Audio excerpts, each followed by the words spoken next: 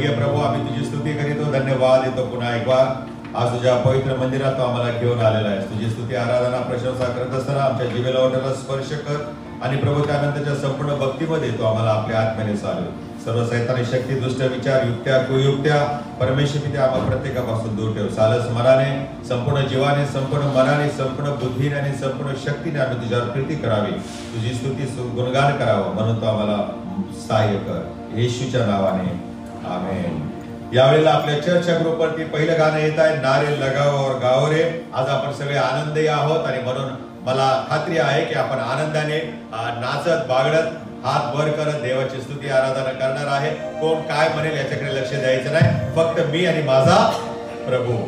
Okay, नारे लगाओ और गाओ रे, झंडा मसीह का फैलाओ रे.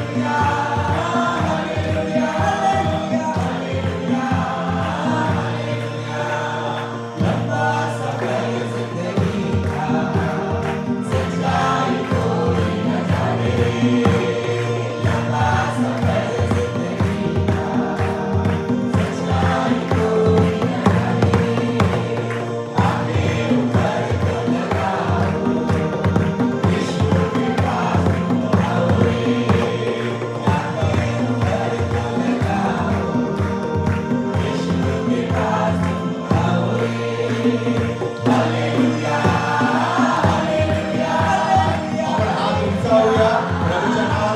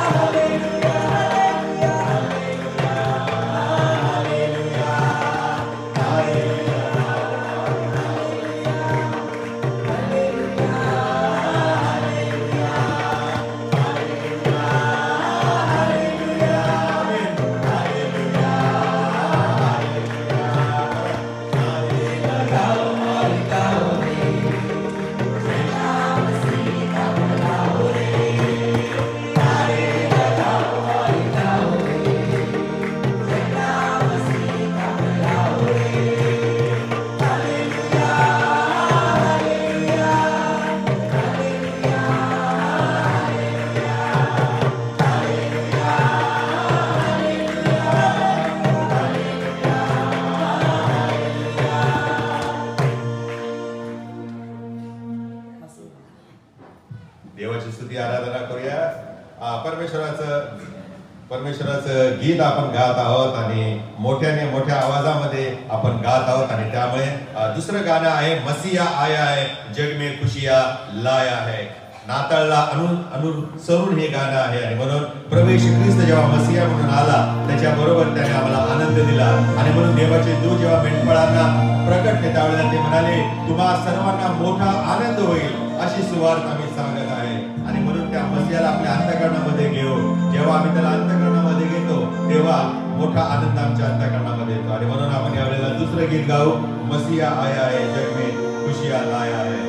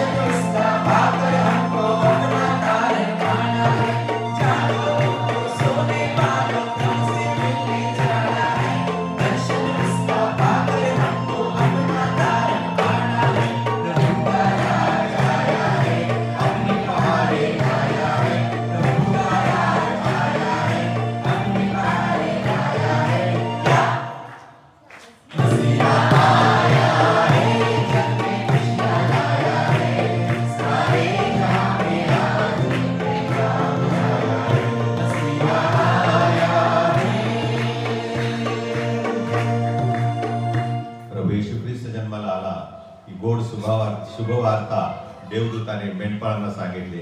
आणि आज त्या देवदूताबरोबर आम्हीही जगाला हीच सुवार्ता सांगत आहे की आमच्यासाठी त्या बेथलेहमामध्ये दाविदाच्या गावामध्ये तारणारा जन्मला. आणि म्हणून यावेळेला आपण आनंदाने शोर दुनिया में ये हो गया हे गीत गाऊ, कारण आज आमचा प्रभू येशू ख्रिस्त जन्मला. तिसरं गीत आपल्या चर्चा ग्रुपवर येत आहे, शोर दुनिया में. हीच वेळ आहे शोर करायची बरं का. चर्च सुटल्यावर शोर करायला मिळणार नाही. आणि म्हणून मोठ्या जोमाने जेवढी शक्ती असेल, ताकद असेल, त्या मोठ्या आवाजाने आपण हे गीत गाणार आहे. शोर दुनिया में ये हो गया, आज पैदा मसीह हो गया. शोर दुनिया में ये हो गया, शोर दुनिया में ये हो गया, आज पैदा मसीह हो गया, आज पैदा मसीह हो गया. शोर दुनिया में ये हो गया, शोर दुनिया में ये हो गया, आज पैदा मसीह हो गया, आज पैदा मसीह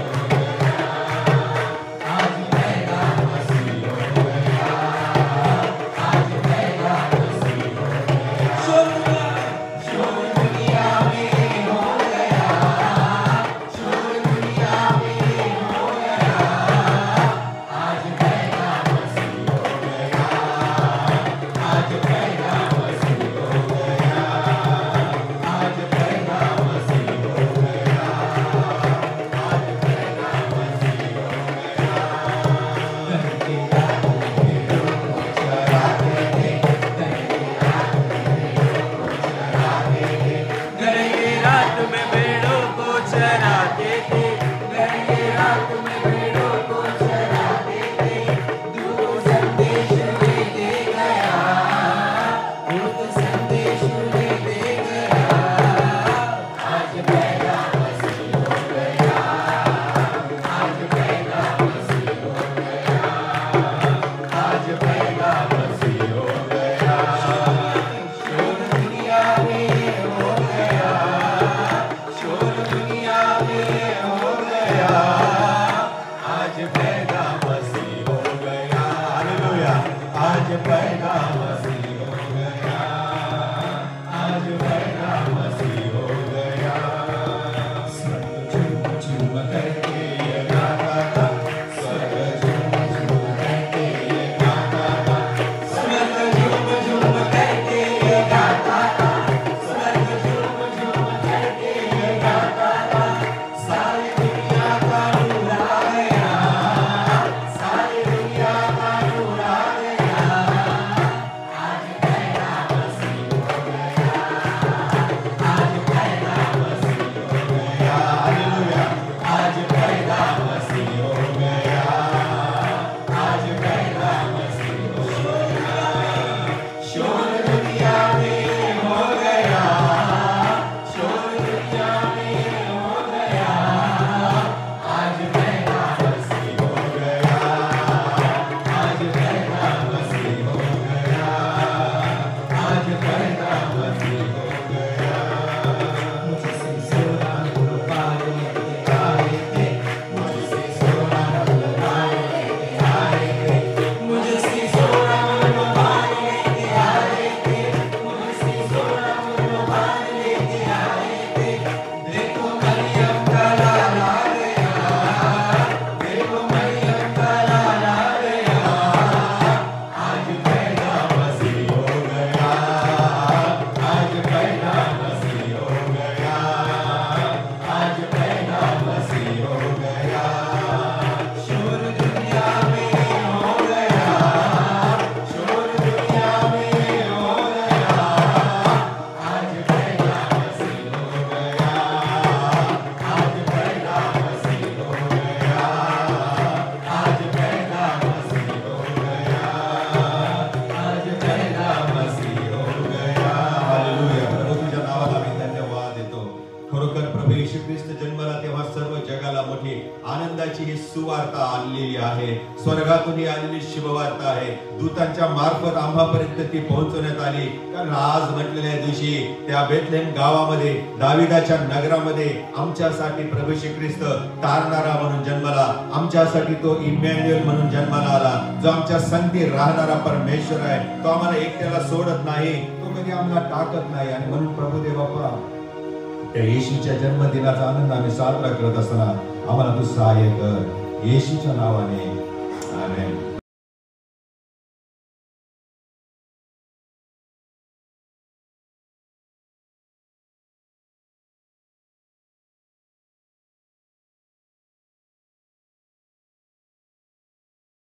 प्रार्थना करूया आपण.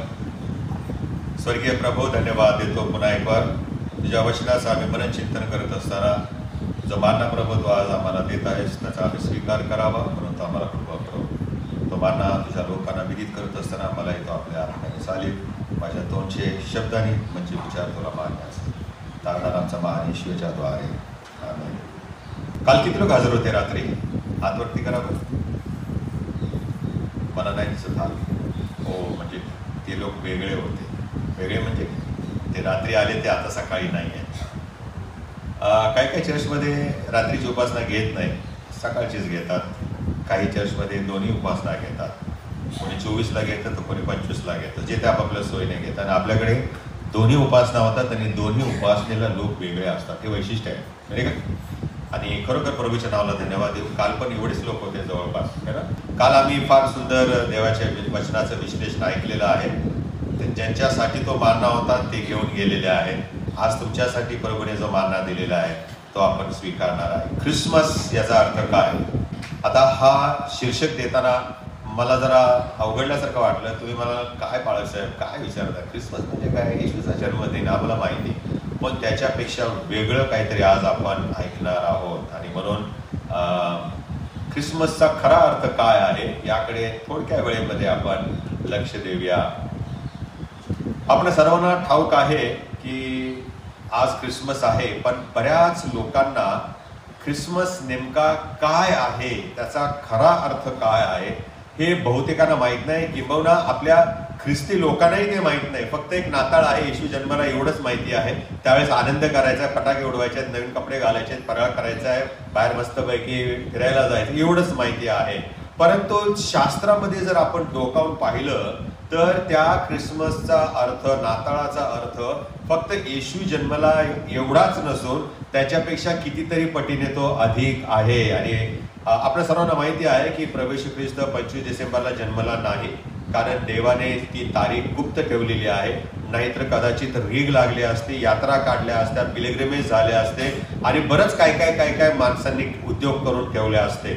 आणि म्हणून हे सर्व टाळण्यासाठी देवबापाने त्याचा एकुलता पुत्र प्रभू येशू ख्रिस्त हा नेमका कोणत्या दिवशी जन्मला हे मात्र आपल्याला ठाऊक नाही. पण एक मात्र निश्चित आहे, शास्त्रात लिहिलेलं आहे, कैसर ऑगस्ट हा क्विरिनिया प्रांताचा सुभेदार असताना त्याने नावनिशीचा हुकूम काढला. मग अभ्यास करणाऱ्याने अभ्यास करायला सुरुवात केली. तो केव्हा, कुठल्या वर्षी राजा होता, सुभेदार होता, त्याने कुठल्या वर्षी कुठल्या वेळेला त्याने तो आज्ञा हुकूम केलेला आहे. आणि मग त्या दरम्यान त्याला अनुसरून त्यांनी ही 25 तारीख ठरवलेली आहे. पण नक्की 25 तारीख आहे की नाही हे वादातीत आहे, परमेश्वराच्या हातामध्ये आहे, परमेश्वराला ठाऊक आहे. तो वादाचा जरी विषय असला तरी आम्ही काय त्यात डोकावत नाही, कारण कोणी किती सांगितलं की तो येशू 25ला जन्मला नाही म्हणून नाताळ साजरा करू नका, आम्ही काय त्यांचं ऐकणार नाही. कारण आमचं उत्तर त्यांना काय असणार, नाही 25 डिसेंबरला कधीतरी जन्मला. आणि खरोखर प्रभू येशू ख्रिस्त कोणत्या तरी दिवशी जन्मलेला आहे. मी काही शहाणा नाही, मी काही ज्ञानी नाही. ज्यांनी 25 तारीख ठरवलेली आहे ते फार विचारी आहे, कारण त्यांना माहिती होतं आपण जे आज ठरवत आहोत, आपण जे आज निर्णय घेत आहे ते सगळं जग पाळणार आहे. त्यामुळे 10 प्रश्न नव्हे तर शेकडो प्रश्न आपल्याला विचारले जातील. आणि म्हणून अभ्यासपूर्वक त्यांनी ही 25 डिसेंबर तारीख ठरवलेली आहे. आणि म्हणून ख्रिसमस म्हणजे काय, ख्रिसमसचा खरा अर्थ काय, थोडक्या वेळेमध्ये मी त्याचं विश्लेषण तुमच्या समोर करणार आहे. नाताळ किंवा ख्रिसमस याचा अर्थ पहिला आहे आणि तो म्हणजे हा जो ख्रिसमस आहे हा आम्ही इतरांच्यावर प्रेम करण्याचा समय आहे. योहानाचं शुभवर्तमान 3रा अध्याय आणि 16व्या वचनाकडे आपण लक्ष देऊया. काय म्हटलेलं आहे योहानाचं शुभवर्तमान 3रा अध्याय 16 वचन.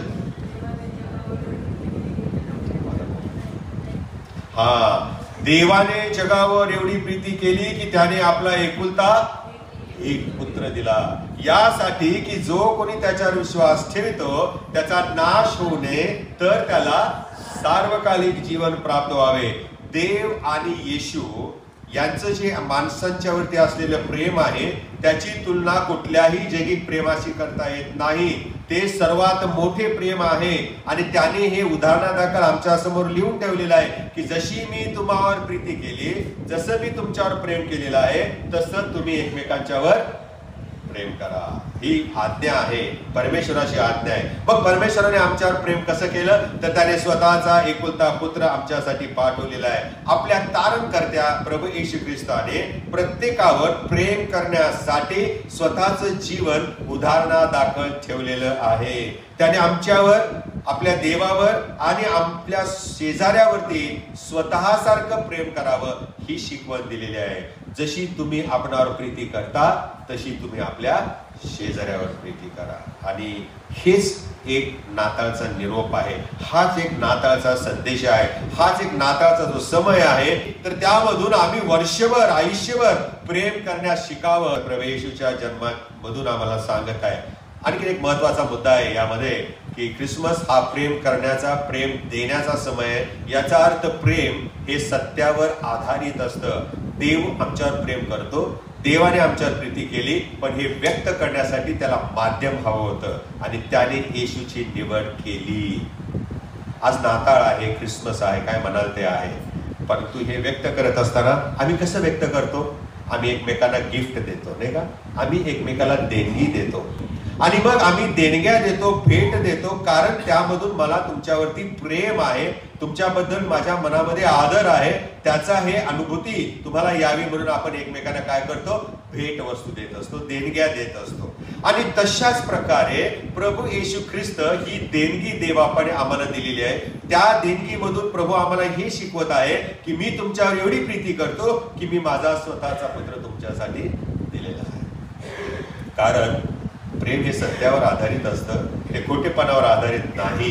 आणि येशू ख्रिस्त स्वतःच म्हणाला, मीच मार्ग, सत्य आणि जीवन आहे. आणि ह्या सत्यालाच देवाने या जगात पाठवलेला आहे. तो दुसऱ्या कोणाला पाठवू शकला नसता का? जर तो गब्रिएलला पाठवू शकतो तर आणखीन एक स्पेशल देवदूताला त्याने पाठवलं असतं, नाही का? प्रेम देवाचं आमच्यावरती किती आहे दाखवण्यासाठी. पण तसं न करता देवदूत वधस्तंभावर जाऊ शकत नाहीत आणि म्हणून प्रभू येशू ख्रिस्ताला परमेश्वराने पाठवलं. कारण येशू हा सत्य आहे. देवदूत सत्य राहतील की नाही भरोसा नाही. उदाहरण आपल्या समोर आहे, सैतानाच्या मागे देवदूतांची किती मोठी संख्या गेली, 1/3. एवढे देवदूत फसवे निघाले, खोटे निघाले. त्यांनी देवाला फसवलं, स्वर्गात राहून मंडळी माजले असं म्हटलेलं आहे प्रियानो. आणि म्हणून देवबाप त्या देवदूतांच्यावरती अवलंबून राहिला नाही, तर त्याने स्वतःचा पुत्र येशू ख्रिस्त जो सत्य आहे त्याला या भूतली पाठवलेला आहे. म्हणजेच काय की देव आमच्यावर प्रेम करतो हे माध्यमातून तो व्यक्त करतो. बघा त्याने एकदा लिहिलेलं आहे पवित्र शास्त्रामध्ये आम्ही वाचतो, जर तुम्ही ओरडणार नाही तर. म्हणजेच काय की देवबाप स्वतःचं गौरव, स्वतःचं प्रेम व्यक्त करण्यासाठी त्याला कशा ना कशा कुठल्या तरी ऑब्जेक्टची गरज असते, कुठल्या तरी माध्यमाची गरज असते. मगाशी मी म्हणालो की आपलं प्रेम एकमेकावर व्यक्त करण्यासाठी आम्हाला माध्यमाची गरज असते. प्रेम हे असं आहे की नुसतं बोलून चालत नाही, नुसतं मनात ठेवून चालत नाही, ते व्यक्त करावं लागतं. म्हणून योहानाने लिहिलेलं आहे, देवाने जगावर एवढी प्रीती केली. पुढचा भाग महत्वाचा आहे, त्याने माध्यम आमच्याकडे पाठवलेलं आहे, येशू ख्रिस्ताला पाठवलेलं आहे. आणि म्हणून ज्यावेळेला पिता दाखवा असं येशूला लोकांनी विचारलं तेव्हा तो काय म्हणाला, ज्यांनी मला पाहिलं त्यांनी पित्याला पाहिलं. जे मला ओळखतात ते पित्याला ओळखतात, कारण मी त्याचं माध्यम आहे, मी त्याचं माध्यम आहे. सलाम का आपण करतो, मी मागे तुम्हाला सांगितलेलं, आम्ही सलाम करतो तेव्हा आमच्यामधील शक्ती, जो आम्हाला सलाम करतो त्याला आम्ही प्रदान करतो. जो घेतो त्याची शक्ती, त्याचा आनंद, त्याची शांती आम्हाला प्राप्त होते. आणि म्हणून सलाम करण्याची पद्धत चर्चमध्ये फार मोठ्या प्रमाणामध्ये अस्तित्वात आहे. ज्या येशूमधून, ज्या येशूद्वारे देवाने मानवावरील त्याचं प्रेम प्रगट केलं, दाखवून दिलेलं आहे, त्या येशूच्या जन्माच्या ह्या समयामध्ये प्रभू आम्हाला हेच शिकवत आहे की जशी मी तुमच्यावर माझ्या येशूच्या द्वारे प्रीती केली, तशी तुम्ही देखील येशूमधून आपली प्रीती इतरांच्यावरती व्यक्त करा. दुसरं महत्वाची गोष्ट आहे याच्यामध्ये, आम्ही पाहिलं प्रेम हे सत्यावर आधारित असतं. दुसरं महत्वाची गोष्ट आहे, प्रेम ही सकारात्मक सक्रिय शक्ती आहे. सकारात्मक सक्रिय शक्ती आहे. आमच्या पापामुळे आमचा शेवट मृत्यू आणि नरक हा होता. कारण आम्ही वाट चुकलेली आहे, आम्ही बहकलेले होतो. यशाचं 53 अध्याय गुडफड्याच्या दिवशी आम्ही वाचतो, नाही का, आम्ही सर्व वाट बहकलेले होतो. परंतु प्रभू येशू ख्रिस्त याच्यामुळे आमची वाट वळवण्यात आलेली आहे. आमचा जो शेवट मृत्यू होता, आमचा जो शेवट नरक होता, तो प्रभू येशू ख्रिस्ताने आपल्या स्वतःच्या अर्पणाच्या द्वारे खालवून टाकलेला आहे. आणि म्हणून त्या मृत्यूपासून, त्या नरकापासून सोडवण्यासाठी देवाने सकारात्मक दृष्टिकोन ठेवला. समजा त्याने असा विचार केला असता, जाऊ दे ही मानवजात अशीच आहे, तर त्याचा विचार त्याने एकदा केला होता, नाही का. सगळं पाप एवढं वाढलं होतं की देवाला वाटलं उगाच या माणसांना काय केलं, मी निर्माण केलेल्या मनुष्य जातीला. कुठं लिहिले माहिती का, उत्पत्तीच्या ग्रंथामध्ये. आता अध्याय नाही विचारत, मलाही आठवत नाही, तुम्हाला आठवेल की नाही माहिती आहे, तुम्ही हुशार आहात. 9व्या अध्यायामध्ये काहीतरी लिहिलेलं आहे, नाही का. आणि मग प्रभू देवबापाला पस्तावा झाला, मानव निर्माण करायचा ठरवलं, सगळ्याचा आपण नाश करायचा. आणि मग त्याला एक कुटुंब दिसलं, एक फॅमिली दिसली की जी खरोखर त्याच्यावर प्रीती करणारे होते, देवभिरू वागणारे होते. आणि म्हणून त्याने त्या कुटुंबाचाच बचाव करण्याचं ठरवलं, बाकी सगळ्यांचा नाश केला. पृथ्वीवरती एवढं पाणी आलं, एवढं पाणी आलं, 40 दिवस 40 रात्र. आम्ही पाप एवढं केलेलं आहे की त्या पापाकडे जर देवाने पाहिलं असतं नकारात्मक दृष्टिकोनातून, तर त्या नोहाच्या काळात झाल्याप्रमाणे त्याने वारंवार 10-10 वर्षांनी सगळ्या माणसांना काय केलं असतं, हे वाईट आहेत, हे वाईट वागतात, यांना संपवा, जे चांगले आहेत त्यांना ठेवा. हा उद्योग देवाला दर 10 वर्षांनी किंवा 100 वर्षांनी करावा लागला असता. माणसाच्या मनात येणारे विचार हे वाईट आहे. एक इंग्लिशमध्ये असं म्हणतात की if you don't change, if you are not able to change the person, change your attitude. जर आम्ही एखाद्याचं बदल करू शकत नाही ना, आमचा काहीतरी प्रॉब्लेम आहे. आम्ही कम्युनिकेशन जे करतो, आमची जी ॲटिट्यूड आहे ती आम्ही बदलली तर पुढची व्यक्ती तिला आम्ही जिंकू शकतो. ही सकारात्मकता परमेश्वराने अवलंबलेली आहे. आणि मग त्याने आम्हाकडे पाहिल्यावरती आमच्यामध्ये त्याला चांगलं असं काहीच दिसत नाही. आणि जी धार्मिकता आहे ती सुद्धा तो काय म्हणतो, तुमची धार्मिकता कशी आहे? उपदेशकाच्या पुस्तकामध्ये फाटक्या चिंधीसारखी. ती वर ओढली तोंडावर की खाली पाय उघडे पडतात, खाली पायावर ढकलली की तोंड उघडं पडतं. एवढी तोकडी आमची धार्मिकता आहे. उपदेशक असं म्हणतो ही फाजील धार्मिकता आहे. काय म्हटलेले शब्द? फाजील धार्मिकता आहे. आणि म्हणून मग परमेश्वराने जेव्हा आमच्याकडे पाहिलं त्यावेळेला आमच्यामध्ये काही चांगलं दिसलं नाही. आणि म्हणून आमचा नाश करण्याऐवजी त्याने ऑप्शन्स निर्माण केले. आणि मग तो असं म्हणाला की यांचा नाश करण्यापेक्षा यांना अपॉर्च्युनिटी देऊया, यांना एक संधी देऊया. मग ती संधी देण्यासाठी पुन्हा माध्यमाची गरज आहे. आणि मग त्याने येशू ख्रिस्ताला पाठवलेलं आहे. सारखे सारखे माणसांना संपवण्यापेक्षा, चांगल्याने ठेवून वाईटांचा नाश करण्यापेक्षा देवाने सकारात्मक रीतीने आमच्या पापावर तोडगा काढला. आणि त्यासाठी तो ऍक्टिव्ह झाला, ऍक्टिव्ह मोड मध्ये आला. काय झाला? ऍक्टिव्ह मोड मध्ये. प्रभू देवबापाने देखील स्वतःला ऍक्टिव्ह केलेला आहे. मनुष्याचा नाश न करता त्याला सार्वकालिक जीवन कसं देता येईल. आणि म्हणून मग त्याने तोडगा काढला. योजनाबद्ध पद्धतीने त्याने येशूला ह्या जगामध्ये पाठवलं. आणि आमच्यावरच्या त्याच्या अगाध प्रीतीचं प्रदर्शन त्याने येशूच्या द्वारे केलेलं आहे. आम्ही पापावर विजय मिळवण्यासाठी, त्यातून बाहेर पडण्यासाठी दुर्बळ आहे.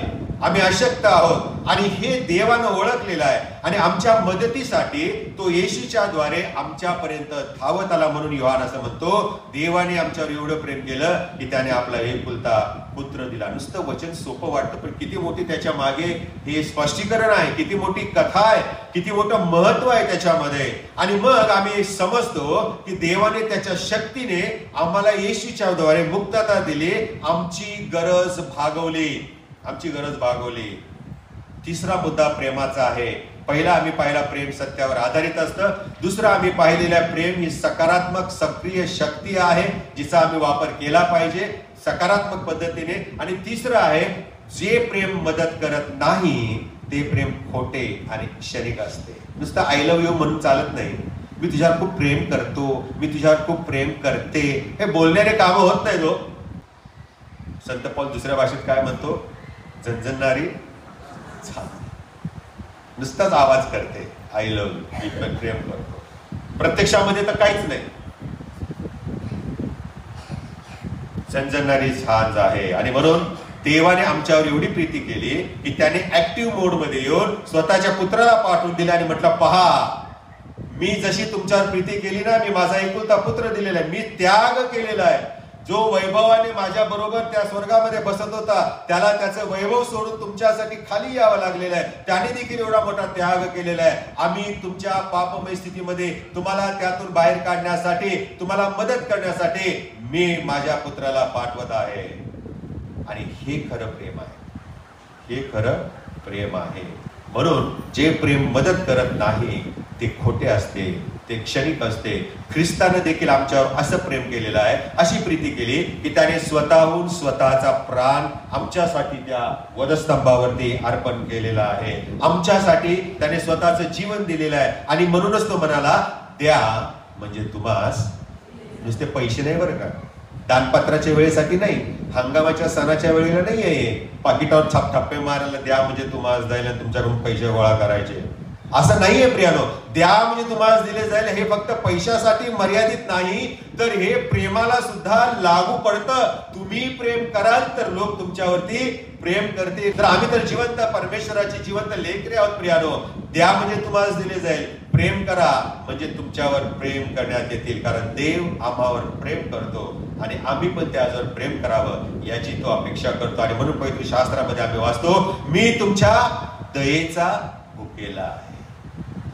प्रभू आमच्या दयेसाठी भुकेला आहे. त्याने आमच्याकडे अवलोकन केल्यावर त्याने ही अपेक्षा ठेवलेली आहे की दिस वुमन विल लव्ह मी.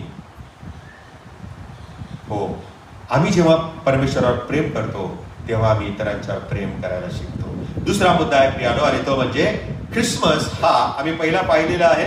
पहिला मुद्दा की ख्रिसमस हा प्रेम करण्याचा समय आहे. प्रेम कसं करायचं हा शिकण्याचा समय आहे. जर आम्हाला प्रेम कसं करायचं माहित नाही तर आम्ही देवाकडे पाहावं आणि देवाने मानवासाठी येशूच्या द्वारे कशा प्रकारे प्रेम केलेलं आहे त्या देवाकडून आपण धडे घेऊ शकतो. दुसरा मुद्दा आहे ख्रिसमस हा सेवा देण्याचा समय आहे. ख्रिसमस हा सेवा करण्याचा समय आहे. येशू ख्रिस्ताने स्वतः मानवांची सेवा केलेली आहे. येशू ख्रिस्ताने आजारांना बरे केलेलं आहे, दुखणाईतांना उठवलेलं आहे, निराशेत असलेल्यांना त्याने आशा दिलेली आहे, हरवलेले जे लोक होते त्यांना त्यांनी शोधून काढलेलं आहे, जे आंधळे होते त्यांना दृष्टी दिलेली आहे, जे मरण पावले होते त्यांना त्याने जिवंत केलेले आहे, जे कुष्ठरोगी होते त्यांचं कुष्ठ घालवलेलं आहे, ज्यांना रक्तस्राव होता त्यांचे रक्तस्राव थांबवलेले आहे. किती किती त्याने सेवा केलेली आहे. आणि अशा सेवा केलेल्या मनुष्याचा वाढदिवस साजरा करत असताना आम्ही काय शिकू शकतो? What do we learn? What can we learn? आम्ही काय शिकू शकतो प्रियानो? आज या ख्रिसमस दिनी त्या येशूच्या सेवेकडे आपण अवलोकन करूया. तो आलाच ते मुळात आमची सेवा करण्यासाठी, आमच्या मदतीला तो धावून आलेला आहे. आणि म्हणून असं म्हटलेलं आहे मत्थ्याचं शुभवर्तमान पहिल्या अध्यायामध्ये की तू त्याचे नाव येशू ठेव, कारण तो आपल्या लोकांना त्यांच्या पापांपासून तारेल. सेवेच्या द्वारे इतरांच्या पर्यंत आम्ही तारण पोहोचवू शकतो. ही शिकवण परमेश्वराने आम्हाला दिलेली आहे. या नाताळच्या दिवशी, या ख्रिसमस दिनी प्रियानो, आपण त्या लोकांची आठवण करणार आहेत जे मिशनरी बंधू आणि भगिनी आहेत, जे अनेक आदिवासी पाड्याच्या मध्ये जिथे आम्ही सहजासहजी पोहोचू शकत नाही त्या प्रत्येक ठिकाणी ते आमच्यासाठी जातात आणि आमच्या वतीने ते देवाची सुवार्ता इतरांना सांगतात. प्रियानो, रात्रंदिवस ते सेवेसाठी आपला वेळ देतात, आपली सेवा लोकांना देतात आणि त्याद्वारे जगाचा तारणारा प्रभू श्री ख्रिस्त याची सुवार्ता त्यांच्यापर्यंत पोहोचवतात. अनेक लोक प्रभूकडे येत आहेत, देवाचं राज्य वाढत आहे प्रियानो. आणि म्हणून आम्ही हे विसरता कामा नये, ख्रिसमस हा सेवा करण्याचा समय आहे. This is the time that we learn to minister. This is the time that we learn to serve others. इतरांची सेवा करण्याचा हा समय आहे. आपण त्या लोकांची आठवण करूया जे लोक तासांचे तास विश्वासूपणे इतर मनुष्यांची सेवा करण्यामध्ये घालवतात. सैनिकांची आपण आठवण करूया, रात्रंदिवस डोळ्यात तेल घालून ते आमचं रक्षण करण्यासाठी, देशाला सुरक्षित ठेवण्यासाठी पहारा देत उभे असतात आमच्यासाठी प्रियानो. हो, त्या सैनिकांची आपण आठवण करूया आणि या सगळ्यांचे आभार मानू, कारण त्यांनी आम्हाला अनमोल अशी सेवा दिलेली आहे. स्तोत्र 121 काढा बरं. पहा बरं काय लिहिलेलं आहे स्तोत्र 121 मध्ये. मी आपली दृष्टी पर्वताकडे लावितो, मला सहाय्य कोठून येईल? पुढे आकाशाचा पृथ्वीचा निर्माण करतो, जो परमेश्वर त्याचपासून मला सहाय्य येते. बरोबर. तो तुझा पाय कदापि लोळू देत नाही, तुझ्या रक्षकास झोप लागत नाही. बरोबर. पहा, इस्रायलाच्या रक्षकाला झोप लागत नाही, तो डुलकीही घेत नाही. तो त्या सैनिकाप्रमाणे आमच्याकडे लक्ष लावून असतो, आमच्याकडे तो पाहत असतो. आणि म्हणून स्तोत्रामध्ये आम्ही वाचतो की त्याचे नेत्र सर्वकडे आहेत, त्याचे नेत्र सर्वांच्याकडे आहेत. तो आमच्याकडेच लक्ष लावतो, आमचं संरक्षण करत असतो. आणि म्हणून ही सेवा आहे. काय आहे ही सेवा? आहे परमेश्वर आमच्या दिमतीला उभा आहे, परमेश्वर आमच्या सेवेसाठी उभा आहे. जर तो आमच्या सेवेसाठी उभा आहे, त्याच्या जीवनातून तो दाखवतो, तर त्याचे अनुयायी या नात्याने आम्ही देखील सेवा करण्यासाठी तयार असलं पाहिजे. ख्रिसमस म्हटला म्हणजे लक्षात ठेवा, प्रेम करणे शिकण्याचा समय आहे. ख्रिसमस म्हटला म्हणजे सेवा देण्याचे शिकण्याचा हा समय आहे. हे आम्ही विसरता कामा नये. अशा अनेक सेवा आहेत प्रियानो, अशा अनेक प्रकारच्या सेवा आहेत. आपण प्रेयर वॉरियर्स ग्रुप सुरू केलेला आहे डिजिटल, अनेक लोक त्याला जोडले जात आहेत. आणि मी तुम्हाला सांगत आहे की तुमचा प्रतिसाद पाहून मला आता या ग्रुपची लिमिट्स जी आहे ती क्षमता आता वाढवावी लागणार आहे. आता हा आपला प्रेयर वॉरियर्सचा जो ग्रुप आहे हा चर्च पुरता मर्यादित न राहता मुंबई, कल्याण आणि महाराष्ट्रापर्यंत आपण पोहोचवणार आहे. मग बघा किती लोक आपल्या ग्रुपला जॉईन होतील. अनेक लोक आहेत प्रियानो की जे प्रार्थनेसाठी उत्सुक आहेत. आणि मला धन्यवाद द्यायला वाटतं प्रभूला की ही एक सेवा प्रभूने आम्हाला दिलेली आहे. लोकांच्यासाठी मध्यस्थी ही देखील एक सेवा येशूने केली. तो योहानाचं शुभवर्तमान 17व्या अध्यायामध्ये प्रभूकडे प्रार्थना करतो आणि काय म्हणतो, जसे आपण एक आहोत तसे त्यांनी एक व्हावे. 17वा अध्याय हे येशूची मध्यस्थीची प्रार्थना आहे प्रियानो. आणि त्याद्वारे तो आम्हाला हे शिकवतो की जर मी तुमच्यासाठी परमेश्वराकडे मध्यस्थी करतो तर तुम्ही माझे अनुयायी नात्याने तुम्ही तुमच्या लोकांसाठी आणि स्वतःसाठी मध्यस्थीची प्रार्थना करणं आवश्यक आहे. म्हणून आपण दर रविवारी ज्या ज्या वेळेला भक्ती असते त्यावेळेला आपण मध्यस्थीच्या प्रार्थनेमध्ये सर्वांसाठी प्रार्थना करतो. देशासाठी, शेतकऱ्यांसाठी, दुष्काळामध्ये टंचाई, अन्न पाणी मिळत नाही, सर्व याजक वर्गासाठी, मिशनऱ्यांसाठी, बिशपांसाठी, डायसिससाठी, चर्च अनेकांच्यासाठी आम्ही प्रार्थना करतो, मध्यस्थीची प्रार्थना करतो. ही पण एक सेवा आहे. अनेक लोक अनेक प्रकारे सेवा देत आहे. अजूनही जर तुम्हाला कुठल्या सेवा देण्याचा लोकांना परमेश्वराच्या द्वारे जर संधी मिळत असेल, डू इट. कारण हीच एक वेळ आहे, हाच एक आयुष्य आहे. याच्यानंतर दुसरं आयुष्य मिळणार नाही की ज्यामध्ये आम्ही देवाची सेवा करू शकू, ज्यामध्ये आम्ही लोकांची सेवा करू शकू. Only one life that is there that will soon be past, but what is done for Christ will only last. एकच जीवन आहे, लवकर सरेल, पण ख्रिस्तासाठी जे कराल ते शेवटपर्यंत टिकेल. That will last for ever.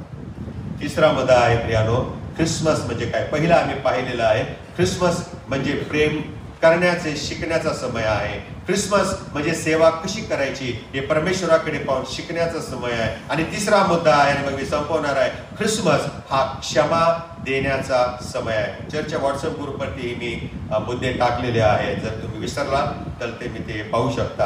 आपण एक लक्षात ठेवलं पाहिजे की इतरांना जेव्हा आम्ही क्षमा करतो तेव्हा आम्हाला त्याला क्षमा केल्याबद्दल किंवा तिला क्षमा केल्याबद्दल आनंद मिळतो, शांती मिळते मनाला. ते जर मी क्षमा केली ना तर ना आम्हाला टेन्शन होणार, ना आम्हाला स्ट्रेस येणार, ना आमचं ब्लड प्रेशर वाढणार, ना डायबिटीसची शुगर वरखाली होणार, कुठल्या गोळ्या खायची गरज नाही. शांत चित्ताने आम्ही जीवन जगू शकतो. काय त्याच्यावरती उपाय? क्षमा. तुम्हाला माहिती का गुड फ्रायडेच्या दिवशी पहिला शब्द काय आहे? पहिला शब्द काय आहे? येशू म्हटला ते शब्द विचारतो. 7 वाक्यापैकी पहिलं वाक्य काय? हे बापा यांना क्षमा कर. पहिलंच वाक्य. ते 5वं 6वं घेतलं असतं तर किती बरं झालं असतं, पण नाही. कारण विरोधी परिस्थिती खाली चालू होती.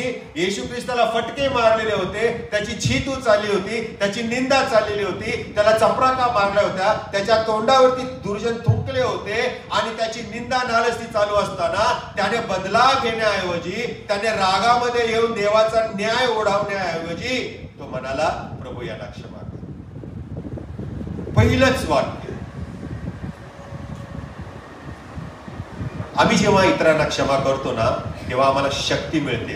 येशूने 7 वाक्यापैकी पहिलं वाक्य हे बापा यांना क्षमा कर म्हटल्याबरोबर देवाने आमच्या पातकांची आणि ज्या ज्या लोक येशूला छळत होते त्यांच्या पापांची, त्या छळणाऱ्यांची क्षमा केली. त्यामुळे येशूला पुढची 6 वाक्य बोलण्यासाठी शक्ती मिळाली, ताकद मिळालं, एक वेगळा आनंद त्याला प्राप्त झाला आणि मनाला त्याच्या शांती प्राप्त झालेली आहे. आमची मने आपण कठोर करण्यापेक्षा, आपल्या मनामध्ये कटुता निर्माण करण्यापेक्षा साधा सोपा उपाय आहे, फॉरगिव्ह.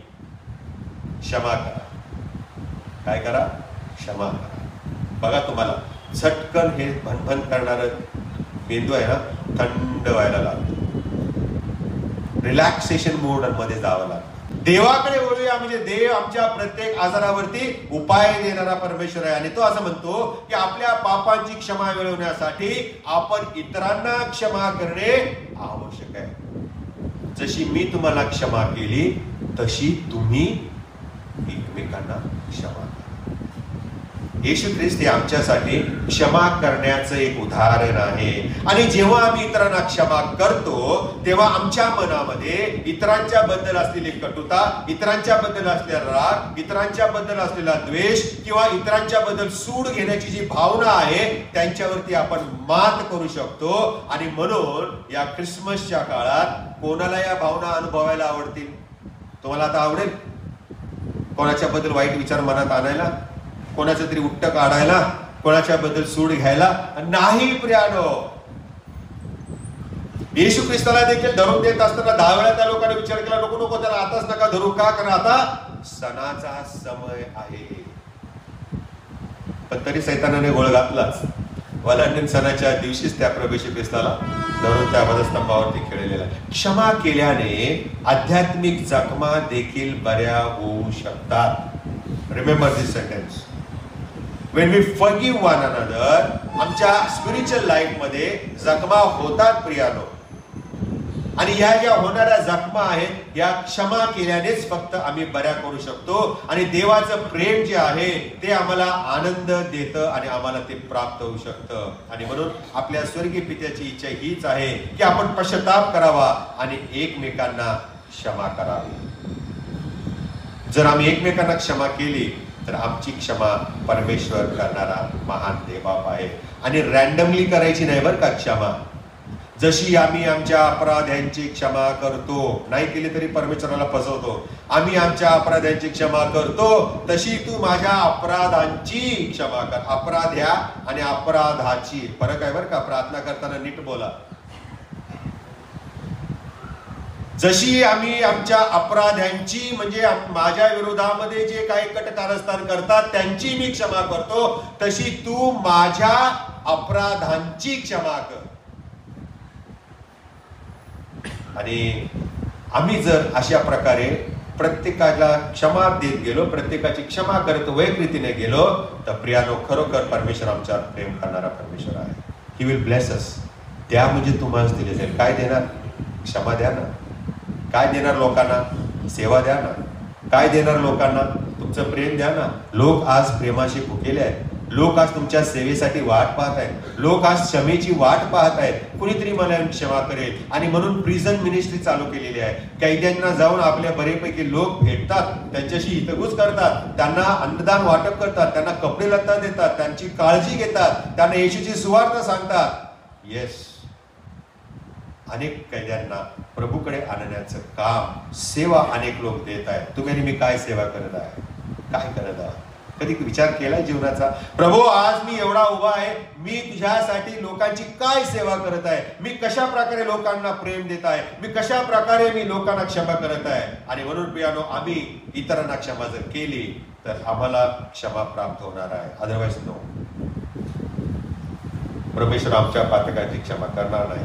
आजच्या या ख्रिसमसच्या दिवशी आपण इतरांना, आपल्या शेजाऱ्यांना, आपल्या कुटुंबियांना काय देणगी देणार आहे? काय गिफ्ट देणार आहे? चला या ख्रिसमसला आपण जे देवाने आमच्या बाबतीत केले ना ते आपण करूया. काही वेगळं करण्याची गरज नाही. जे देवाने आमच्यासाठी केलं तेच आपल्याला करायचं आहे. इतरांच्यावर प्रेम, इतरांची सेवा आणि इतरांना क्षमादान. 3च गोष्टी करायच्या आहेत. परमेश्वर आमच्याकडून काही अपेक्षा करत नाही. कारण जेव्हा आम्ही पश्चाताप करतो तेव्हा इस्रायलाचा पवित्र देव आम्हाला क्षमा करतो. कारण तो जिवंत आहे, तो राजांचा राजा आहे, प्रभूंचा प्रभू आहे, तो शांतीचा राजकुमार आहे आणि आपला तारणारा आहे, आपला उद्धारकर्ता आहे आणि आपला तो मित्र आहे. काय आहे? मित्र आहे. Is a very good person. तो आम्हाला जवळ करतो. तो आम्हाला त्या कोकराप्रमाणे कवेत घेऊन चालणारा परमेश्वर आहे. आणि जेव्हा आम्ही त्या ख्रिसमसचा आनंद साजरा करतो त्यावेळेला या 3 गोष्टी इतरांच्यापर्यंत पोहोचवण्यासाठी या चर्चमधून बाहेर जाताना स्वतःच्या मनाची आपण तयारी करूया. आपण प्रार्थना करू. स्वर्गीय प्रभू, आम्ही तुझी स्तुती आणि आराधना करतो. तू महान परमेश्वर आहेस. ख्रिसमसचा समय हा प्रेम करण्याचा समय आहे. जे तू प्रेम आमच्यावरती केलंस ते प्रेम आम्ही इतरांच्यापर्यंत पोहोचवण्याचा समय आहे. ख्रिसमसचा समय हा सेवा देण्याचा समय आहे, सेवा करण्याचा समय आहे. जी सेवा तू ख्रिस्त येशूच्या द्वारे आमच्या जीवनात केलेली आहे तीच सेवा आम्ही इतरांची जाऊन करावी हा समय आहे. प्रभू, ख्रिसमसचा हा समय इतरांना क्षमा करण्याचा समय आहे.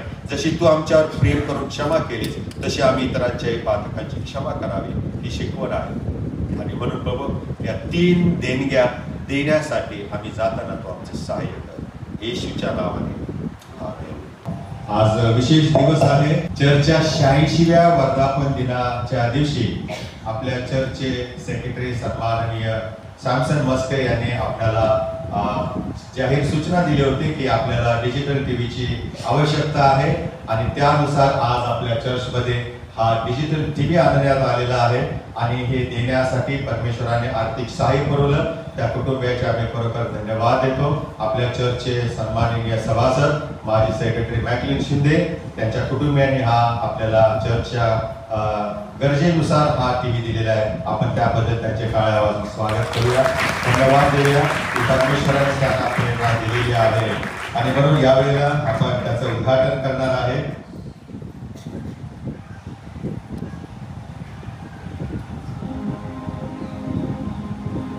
प्रार्थना करू आपण. पवित्र पवित्र सैन्याच्या यहोवा देवबापा, तंत्रज्ञान हे तुझ्यापासून येतं, कारण तू ज्ञान देणारा देवबापा आहेस. तुम्हामध्ये कोणी ज्ञानाने गुन्हा आहे का?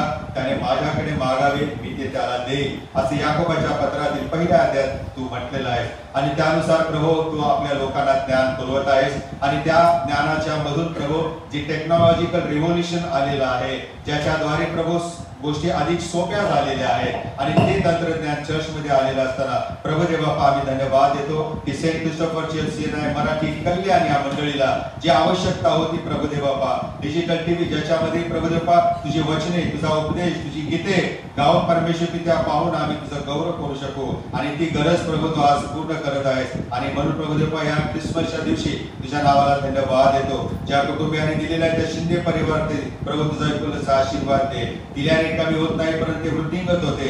हा अनुभव प्रभू त्यांना पुन्हा एक वार घडू दे. त्यांनी गरज पाहून जी पुरवलेला आहे त्याबद्दल आम्ही धन्यवाद देतो आणि तुझ्या नावाला मान, महिमा आणि गौरव देतो. प्रभू येशू ख्रिस्ताच्या नावात ही प्रार्थना केली आहे म्हणून तो आहे. आमेन. देवचा बाप, देवचा पुत्र आणि देवचा पवित्र आत्मा याच्याद्वारे. आमेन.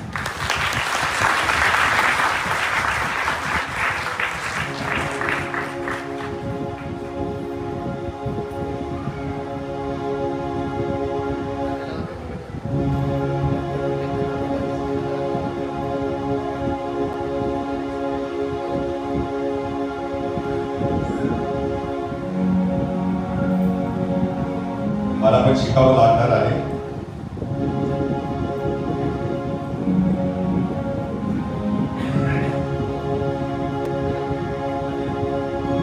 आपल्या टीव्ही मध्ये आज का दिन यहोवाने बनाया हे आलेलं गाणं आहे आणि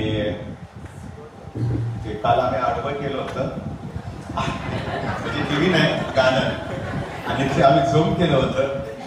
आता ही मुलं टेक्नॉलॉजी मध्ये पुढे आहेत, ते काहीतरी करतील. आता आज का दिन हा प्रभूने बनाया है, हम उसमें आनंदित हो. खरोखर हा आता आपल्याला हातामध्ये गाणे, मोबाईल घ्यायची काही गरज नाही असा माझा पूर्ण विश्वास आहे. आणि जेव्हा ही गाणी मोठी ओळ केली जाईल त्यावेळेला अगदी शेवटच्या वाकावरच्या लोकांना देखील हे गाणं दिसेल आणि ते आनंदाने गाऊ शकतात.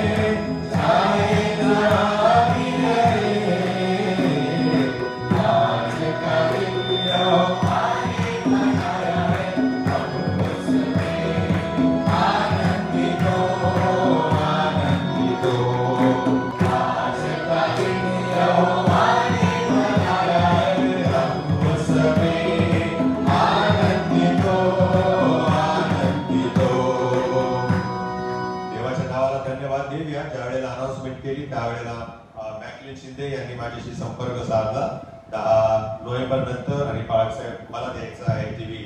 आणि मग आम्ही टीव्ही कसा घ्यायचा, कोणता घ्यायचा, बरीच चौकशी केली.